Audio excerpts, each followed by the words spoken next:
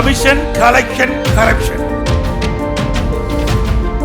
மூச்சு முட்ட மூட்டை கட்டுற முக்கிய புள்ளி நிகரில்லாத மோசடி மன்னர் KN நேரு. தமிழகம் ஒரு பொக்கிஷ சுரங்கம்னா அந்த பொக்கிஷ சுரங்கத்துக்குள்ள மூச்சு முட்ட மூட்டை கட்டுற ஒரு முக்கியமான ஆள் தான் அமைச்சர் KN நேரு. சுடலை பாபாவோட 200 திருடர்கள் பட்டியல்ல சூப்பரான ஒரு ஆள் தான் இந்த KN நேரு. திருச்சிய தினமும் திருவிழா ஆக்கிக்கிட்டு இருக்கிற தில்லாலங்கடி இவரு. சுடலை பாபாவுக்கு ஒரே ஒரு அப்பா இருந்தாரு. அந்த அப்பா கிட்ட நீ தமிழ்நாட்டுக்கு முதலமைச்சரு, அதே மாதிரி நான் திருச்சிக்கு முதலமைச்சர்னு தெனாவட்டா சொன்ன பெருமை இந்த KN நேருவுக்கு உண்டு. நேரு மேல ஏற்கனவே ஊழல் குற்றச்சாட்டுகள் இருக்கு. இது தொடர்பா வழக்குகளும் இருந்துச்சு. திருச்சியில 13,000 சதுர அடியில திமுக அலுவலகத்தை KN நேரு அமைச்சாரு. அந்த இடம் டாக்டர் K ஸ்ரீனிவாசனுக்கு சொந்தமானது. 2011ஆம் வருஷம் டாக்டர் கொடுத்த புகாரோட பேர்ல அன்னைக்கு இருந்த முதலமைச்சர் புரட்சி தலைவி ஜெயலலிதா அவங்க நேரு உட்பட 3 பேருக்கு காப்பு மாட்ட வச்சாங்க.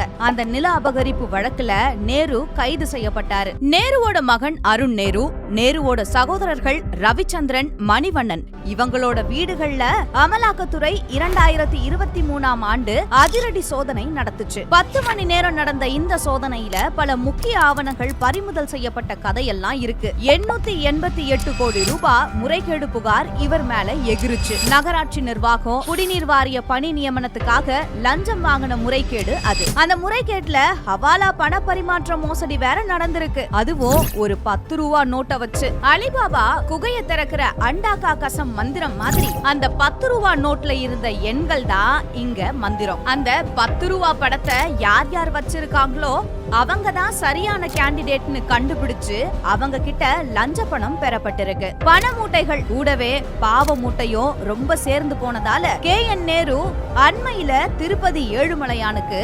44 லட்சம் ரூபாய் காணிக்கை கொடுத்தாரு. இத பத்தி கேட்டப்ப திருப்பதியில வந்து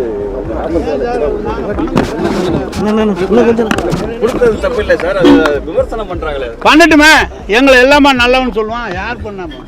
என்னதான் சுடலை பாபாவோட சுரண்டல் கூட்டத்தோட மூத்த தலைவர்னாலும் அமலாக்கத்துறை மேலையும் தேர்தல் நெருங்கி வர நேரத்துல மக்கள் மேலையும் நேருவுக்கு பயம் வரத்தானே செய்யும். அந்த பயத்தோட வெளிப்பாடுதான் இந்த பம்மல். KN நேரு நகர்ப்புற வளர்ச்சித்துறை குடிநீர் வழங்கல் துறை அமைச்சரா இருக்கார். ஆனா அவரோட தொகுதியான திருச்சி மேற்குல மரக்கடை பகுதிகளில் குடிநீர் தட்டுப்பாடு இருக்கு.